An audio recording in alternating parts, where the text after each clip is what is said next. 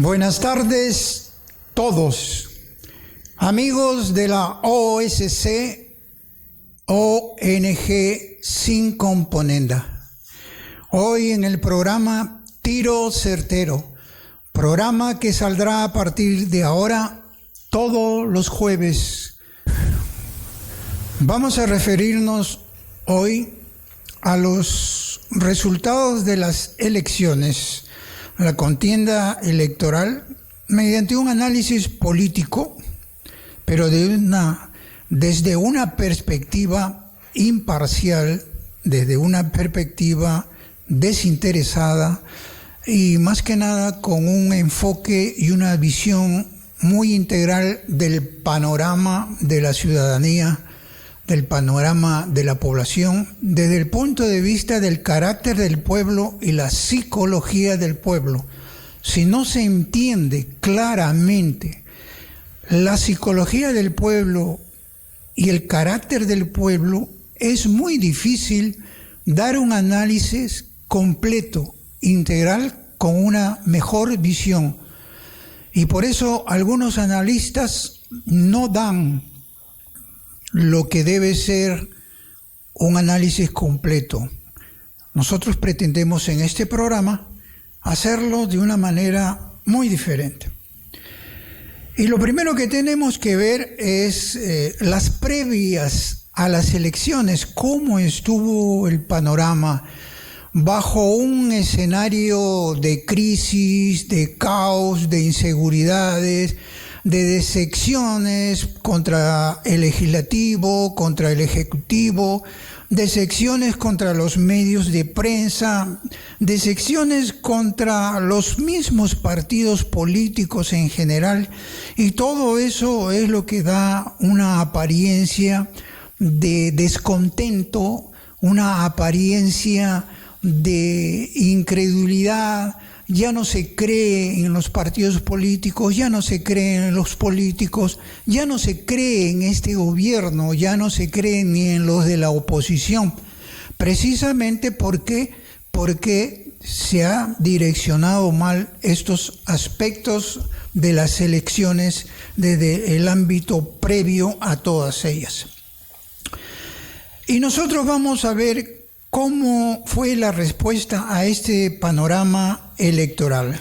Ya sabemos, el partido aprista y Fuerza Popular, si bien tenían su techo propio, sin embargo, se ha notado por los resultados que el APRA ni su gente siquiera está de acuerdo con esta dirigencia, y lo que está motivando y pidiendo es un cambio generacional, una participación más efectiva.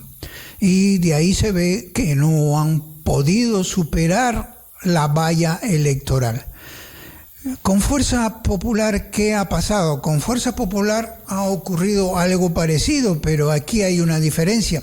Fuerza Popular tiene su propio techo, su segmento electoral a nivel nacional, en donde cuando compensa entre lo bueno y lo malo que ha desarrollado anteriormente el fujimorismo, ahí ellos determinan que tienen que seguir manteniendo una fidelidad. Es el voto duro que ellos mantienen a lo que es el fujimorismo. Y lamentablemente para algunos gusta, para otros nos gusta, pero es una realidad. Y si nos apartamos de la realidad, estamos dando un enfoque muy fraccionado, muy diminuto, muy limitado y un poco ciego. Por eso, sobre esos dos partidos, tenemos que decir claramente que dependía más que nada de su propia gente, porque el electorado mayoritariamente había dado respuesta negativa a sus principales líderes por todos los antecedentes e implicancias de corrupción existente.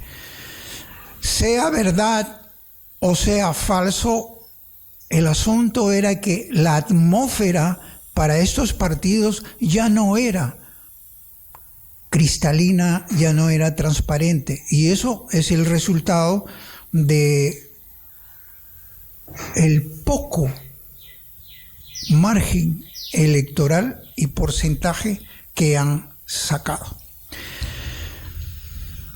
Pasando a otros enfoques, también manteniendo el carácter del pueblo, la psicología del pueblo. Entre los partidos antiguos tenemos Acción Popular. ¿Qué ha pasado con Acción Popular? Y aquí hay dos factores que hay que tener en cuenta. ¿Por qué ha sacado dentro de esta concurrencia en la cual cerca de 8 millones de peruanos no han tenido mayor interés en participar en estas elecciones? Porque hay una ausencia de 5 millones y pico, hay 2 millones y medio de votos viciados, hay votos en blanco, cerca de 400.000, y eso muestra un desinterés existente con estas elecciones precipitadas, inoportunas, inadecuadas, pero fue lo que quiso el gobernante que se diera, y se dio. Con Acción Popular pasa un aspecto que inclina dos elementos. El primero es que Acción Popular viene desde la gestión que tuvo alta votación en Lima, con la alcaldía, con el alcalde actual Muñoz. Precisamente fue porque la opción que le dio la gente, el electorado, la ciudadanía, fue más que nada como un partido que no estaba contaminado con la corrupción, y por simplicidad se votó a favor del alcalde de Lima, y que arrastraba a todas las alcaldías distritales, que dicho sea de paso, muchos de ellos están cuestionados ahora por sus malos trabajos y sus malas acciones que están haciendo en las alcaldías, cosa que no sucedió a nivel nacional. A nivel nacional, la marca de la Lampa conserva todavía esa atracción, y eso es que ha representado que tengan dentro de la división existente en el Partido de Acción Popular todavía cierta atracción para un factor, gente populista que consideran que este partido era por exclusión el único que se iba a beneficiar con todo esto, y así fue. Por lo tanto, no hay que cantar mucha victoria, porque aquí hay una realidad, y esa realidad es que también Acción Popular, como Fuerza Popular, como el APRA, como esos partidos, como el PPC, lo que reina ahí es la división, reina ahí los antagonismos, reina ahí los apetitos personales, y dejan de lado el amor a la patria y solamente están interesados que su partido asuma a través de una persona, a través de un personaje, una representación. Eso es en cuanto a los partidos tradicionales. Ahora, vamos a lo que nosotros también habíamos indicado, de que las encuestadoras no estaban reflejando la verdad, que iba a haber sorpresas, y las sorpresas se dieron. Y para eso ahora vamos a ver cómo es que ha habido de los partidos nuevos una reacción ciudadana muy variopinta, muy distinta. Y vamos a empezar dejando de lado que Frente Amplio, entre los antiguos ya conocidos por decir, ya tiene su techo zurdo, eso nadie lo va a cambiar, y ese techo zurdo va a continuar y va a seguir mientras tenga cabida y participación en este gobierno. De los partidos nuevos, a ver, ¿qué pasó con Solidaridad Nacional? Desplegó mucha publicidad, tenía buenos representantes, buenas cabezas de listas. Sin embargo, consideramos que tuvo dos factores en contra. Uno era externo y otro un factor interno. El factor externo que los perjudicó fue los medios de comunicación. Los medios de comunicación apuntaron únicamente a destruir, desacreditar, hablar mal de los personajes, atacar al propio partido, al de los amarillos, y eso era un elemento gravitante para que les afectara. El otro elemento que también les ha perjudicado ya es de carácter interno. Existió divisiones entre, curiosamente, los primeros de la lista, pero hubo una falla mucho más notoria a nuestra consideración desde el punto de vista del análisis que nosotros hacemos con una interpretación desinteresada, y es que el secretario general hizo jugadas equivocadas, muchas jugadas equivocadas que perjudicó a su propio partido. Y el primer error fue mencionar que ponía las manos al fuego por un personaje cuestionado que era el presidente de Solidaridad Nacional, el señor Luis Castañeda Locio. Obviamente eso arrastró un malestar y una decepción, poner las manos al fuego. El segundo lugar también cometió otro error, y el error fue que en plena campaña se consideró presidenciable y se lanzó a la presidencia. O sea, estaba mostrando un interés personal. Puede tener pensamientos buenos, válidos, nadie le puede discutir, pero eso no era oportuno en esos momentos. Y un tercer elemento o jugada errada y equivocada que hizo en este tablero de ajedrez de la política, lo cometió cuando dijo que era miembro del Opus Dei. Y eso significa que era la extrema derecha de la iglesia. Y aquí la ciudadanía y la población ha sufrido por mucho tiempo una confusión sobre esa congregación, sobre la situación y la participación del Opus Dei en los atabares de la vida pública y privada. Y lógicamente iba a repercutir. Entonces, todas estas jugadas hicieron pues que Solidaridad Nacional no pasara la valla, a pesar, repito, como tenía gente muy importante. Siguiendo, vayamos a las sorpresas. Y vamos a considerar primero que hubo una singularidad, y esa singularidad en estas elecciones fue Urresti, Daniel Urresti, por el partido Podemos Perú. Él solo marketeó el partido, él solo vendió el producto. ¿Y cómo Podemos Perú pudo captar esa ilusión, esas promesas? Recordamos que primero fue sacado de participar por el jurado, por la OMPE, y después fue repuesto.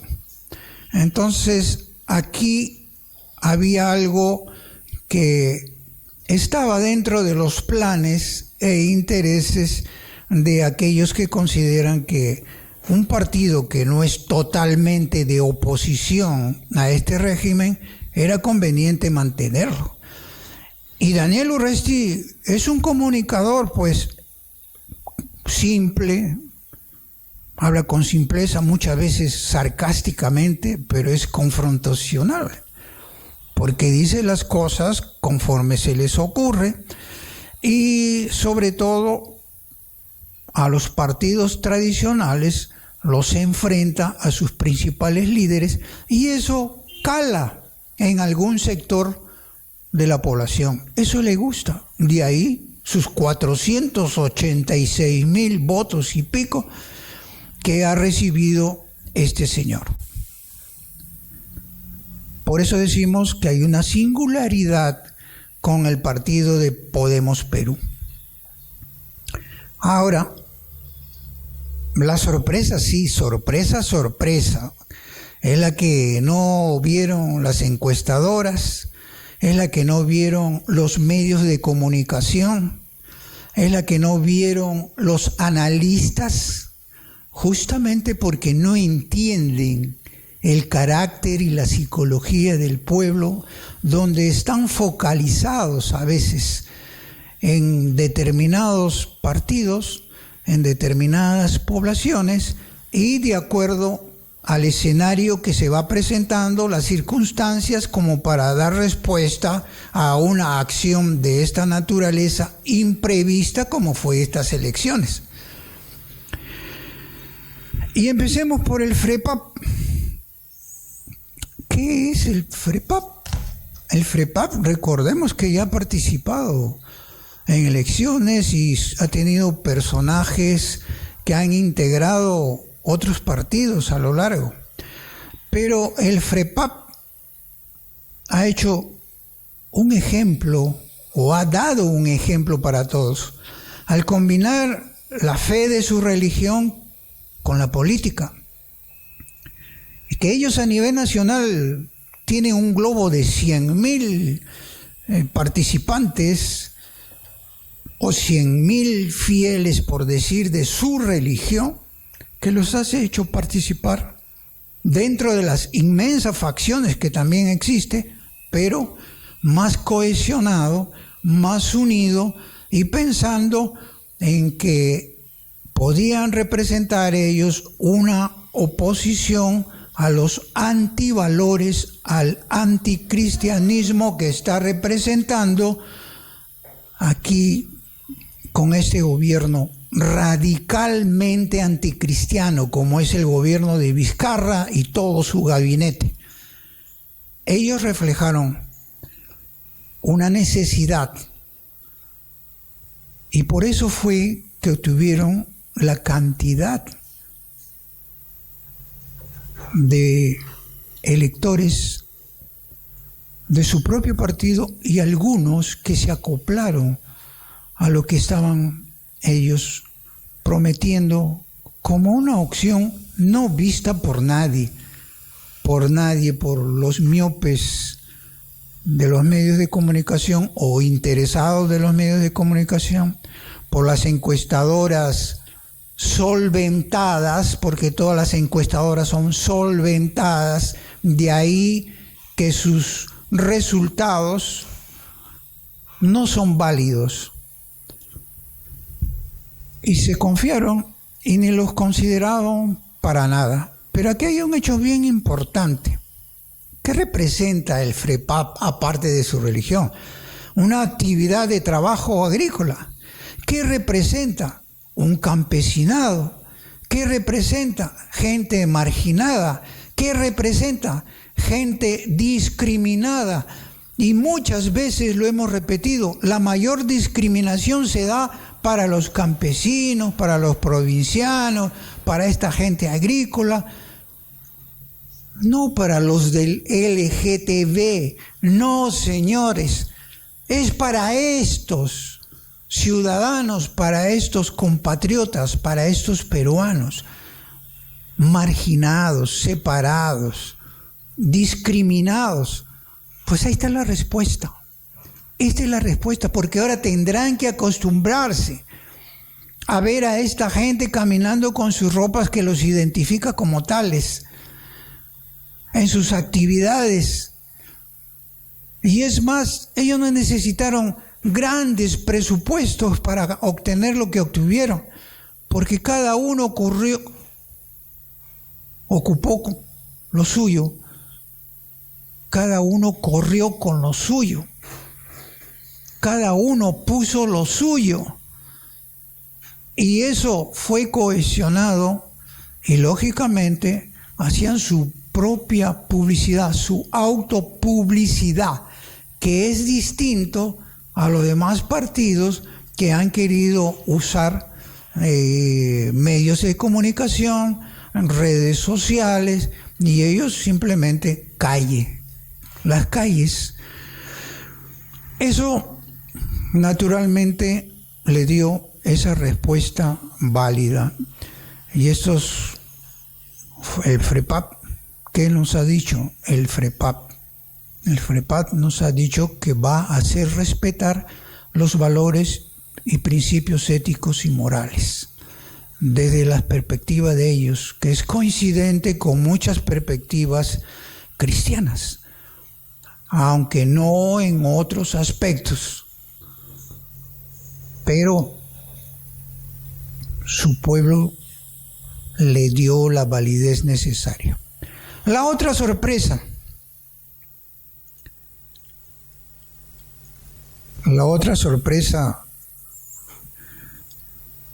viene a ser el UPP, el de Antauro como cabeza visible, el que capitalizó toda la podredumbre y la nauseabundo que es la corrupción de los partidos y de los aliados del oficialismo, PPK, Vizcarra y todos ellos congresistas contaminados con tanta corrupción, que es lo que han producido esta crisis moral, política, social. Aprovechó de que había un gran descontento en un gran sector, aparte de los que no fueron a votar, tenían su propia masa que iba creciendo e iba siendo ignorada por los propios medios de comunicación y las encuestadoras. Este partido además tuvo un buen representante en Arequipa, como fue o es ya congresista, el excontralor Alarcón, que justamente fue echado por Vizcarra y por algunos congresistas que defendieron a rajatabla lo del asunto de Chincheros. Los demás partidos nuevos no han logrado pasar la valla, a pesar de que algunos de ellos han tenido gente dispersa, pero en partidos que no eran motivadores, que no supieron aprovechar momentos y que no supieron enfrentar. Por eso es que la respuesta ha sido muy clara. Y la respuesta es de que, según la lista que tenemos de los congresistas ya a través de la OMPE, serían 8 de Podemos Perú, con Daniel Urresti a la cabeza, el Partido Morado con Alberto de Belaúnde y Gino Costa a la cabeza, que entre ellos dos nomás les han salvado la vida al Partido Moradito, porque el Partido Moradito sin ellos dos no conseguía ni mich, nada, vacío, se iban a ir como vinieron, vacíos de ideas, vacíos de pensamiento y solamente promesas repetidas que estamos cansados de escuchar. Del FREPAP hay 5 candidatos que ya han sido elegidos, con Wilmer Caichagua a la cabeza y María Retamoso. De Acción Popular, más conocida, Mónica Saavedra, Leslie Lazo, son las que van encabezando a estos 5 congresistas que ya han sido elegidos. De Fuerza Popular ya se sabía que el propio colchón que tenía este partido iba a determinar que Marta Chávez encabezara la posición que tiene de defender, por una parte, los valores éticos de la vida, de la moral, pero por otra parte cuestionados también con los antecedentes de corrupción que arrastra ese partido y que van a tener que aclarar y superar para mantenerse dentro de este escenario de la política que se prepara para el 2021.